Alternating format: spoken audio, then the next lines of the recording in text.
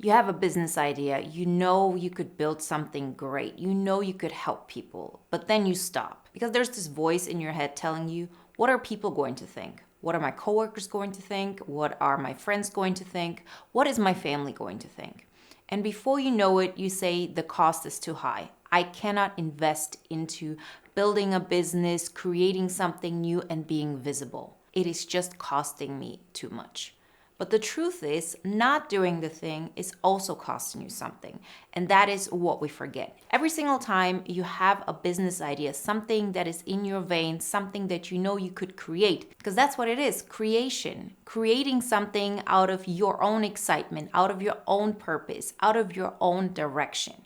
It is costing you so much more than the money you could potentially earn. It is costing you the life you know you could be living. It's about who you become in the process.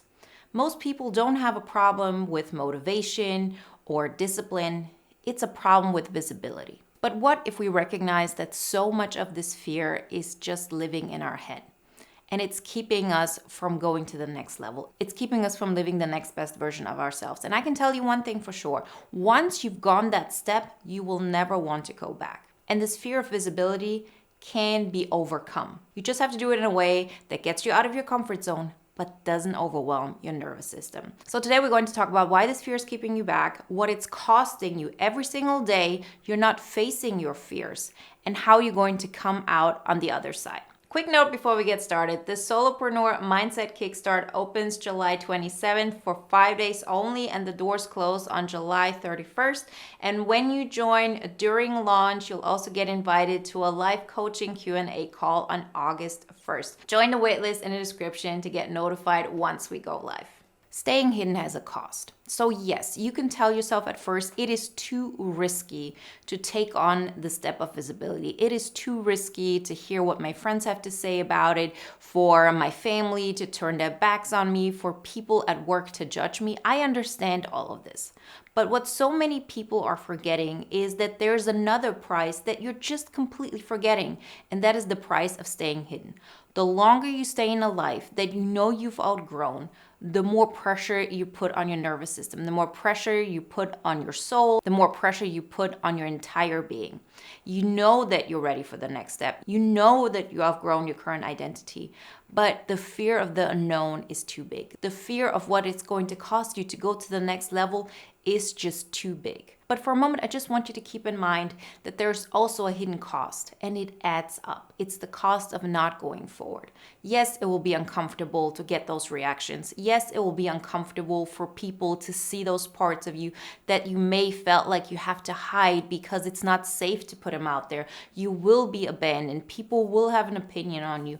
And all of those stories you're telling your mind. But think about all the pain that you're enduring while you're in the old situation. So maybe, yes, you have to face something uncomfortable, but you face it once.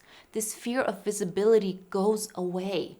If you, on the other hand, keep staying in the situation that you're currently in, that you know for sure isn't making you happy, isn't making you feel like you're growing, isn't making you feel like you're showing up authentically, that is a pain that stays with you. And it adds up. So every single time when this thought comes in your mind of, oh, it's just too risky, the price is too big, there's too much pain, I would have to confront myself by going forward and by being visible, take it a step further and recognize that the price that you're paying is still way lower than the one you're going to pay in the long term if you keep staying in a situation that doesn't make you happy.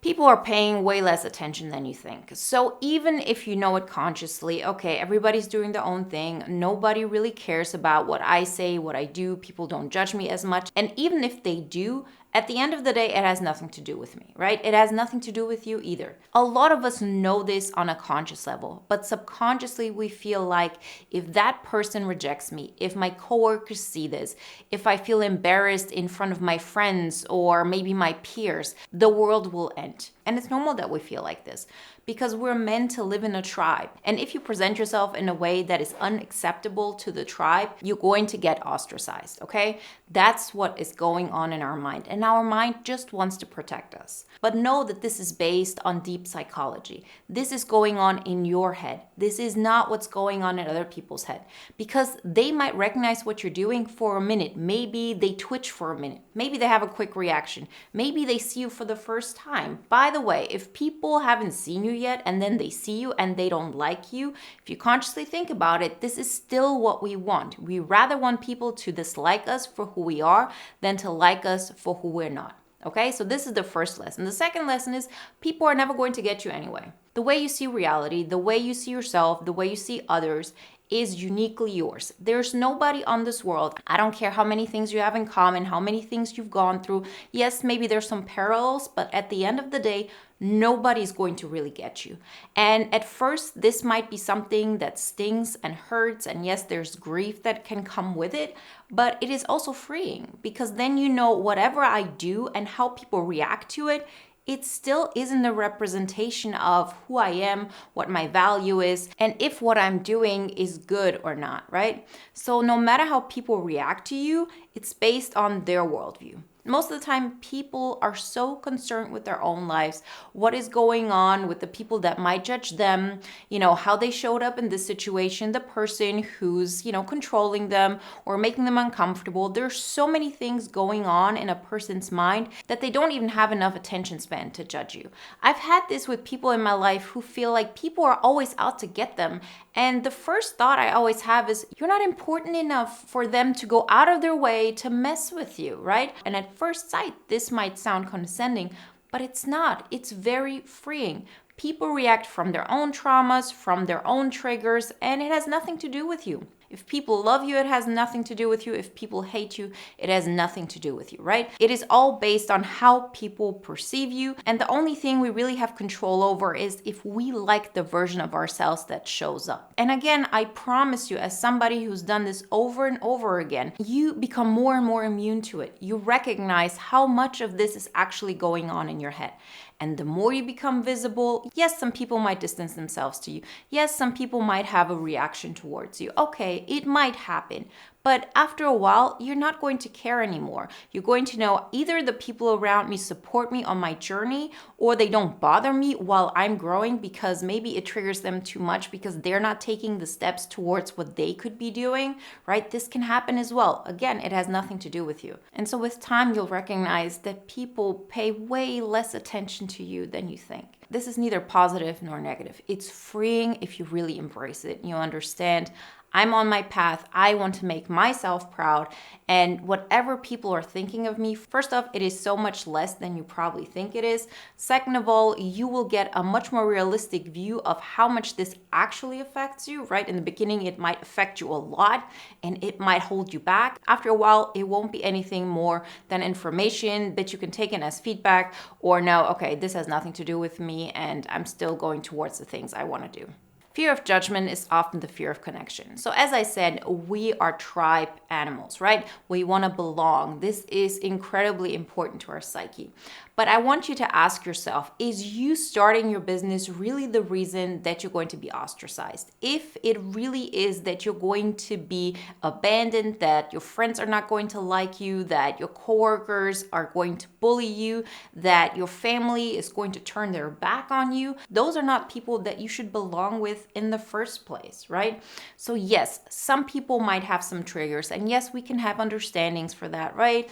It brings up their own insecurities, but after a while, they either going to settle down and accept you as this new version of you, which is, building their business, or they can take a step back. This is their decision. Don't make that decision for them by saying, oh, I'm just so afraid of their judgment and therefore I'm not going to do anything at all because I know they're going to judge me. I know they're going to ostracize me. I know they're going to abandon me. Let them make that decision. This is not on you. And if you know in the back of your mind that a big chunk of that fear of judgment is actually the fear of connection, you can handle it better. You can say, what are friendships that I know I can rely on that will accept me while I try something that matters to me? How can I embrace the people who want to see me win? And maybe if it's hard for some people, love them from a distance. All of that is good. But that connection that we all crave and that we all need, it always has to start with us. So often we abandon ourselves in order to create connection with other people. When you build a business, it is a great practice to know that first and foremost, you have to be connected to yourself. Because then every other connection is an addition to that. Instead of saying, I'm abandoning myself, I'm destroying the connection with myself in order to protect a connection I have to others. We're not living in a time where you starting your business will actually get you abandoned. It's totally okay. It doesn't feel like this, but trust the process. Know that this fear will go away because you'll start your business and you'll see the world doesn't collapse. Not everybody turned against you in such a way that you feared they would. The world keeps turning. But you'll never know this to your core until you've actually done it. It is a whole different thing if you've experienced this step, if you've embodied it, if you've gone through the motions and seen, oh, okay, I'm safe, than if you just think about it. Subconsciously, we're always going to carry this fear with us until we actually face it. Business growth requires visibility. So even if you have a business where you don't show your face and you don't show your real opinions on everything, it still will have your stamp on it. Every single time you put something out, any kind of creation, and a business is exactly that, it will still be influenced by how you see the world, what you think the world needs, how you can add to it, and your particular way of showing up. The more you just emulate other people, the more you're going to get lost in the vast majority of everything out there. In order to actually grow, you first have to be visible. People have to recognize how you're different.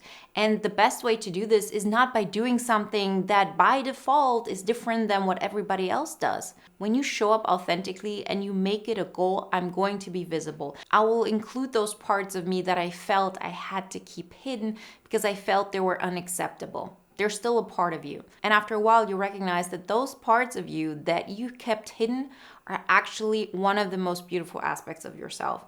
And it's time that you bring them out in a healthy way because all of it will make you stand out. It will make you visible. And visibility is necessary in any kind of business that you build in order to create growth. Launch before you feel ready. Very often we look at people who've created amazing businesses and we feel like, okay, I have to feel like that person. Because in your mind, that person has like the certain energy and you put them on a pedestal and you don't feel like you're there yet. But that is a never-ending loop because then you'll always think, I'm not ready yet. That person is ready. They are successful because they just have it. I don't. They have the confidence. They have what everybody wants. They have what is acceptable, what is the norm, whatever it may be. But it's actually the other way around. You have to launch before you feel ready. You get ready through launching. You get ready through facing your fears. I always say you want to get outside of your comfort zone, but not to such an extent that it will overwhelm you and it will lead you to self-sabotage, right? So whatever step you feel like you can take on when it comes to creating your business that will get you into this zone. Maybe building a website already feels really scary to you without even having promoted it yet. Do the website. It does not matter if that step is enough from the perspective of, oh, this will make me the sale right now. It is so much more important that you really listen to yourself and you recognize, is this step big enough that it gets me out of my comfort zone? Does it make me a little bit nervous? Do I have to actually confront uncomfortable feelings? But is it still in such a realm that I'm in control of it? It doesn't overwhelm me. It doesn't get me off balance. That's the sweet spot. That's what we want because that's where the magic happens. And if you want support turning all of this into action, then join the wait list for the Solopreneur Mindset Kickstart. The doors open July 27 and the launch buyers get invited to a private coaching call on August 1st. So you'll find a link in the description. And if you want to watch another video that is in alignment with today's topic, then check out the video you see on the screen right now. I'll see you in the next one. Bye, guys.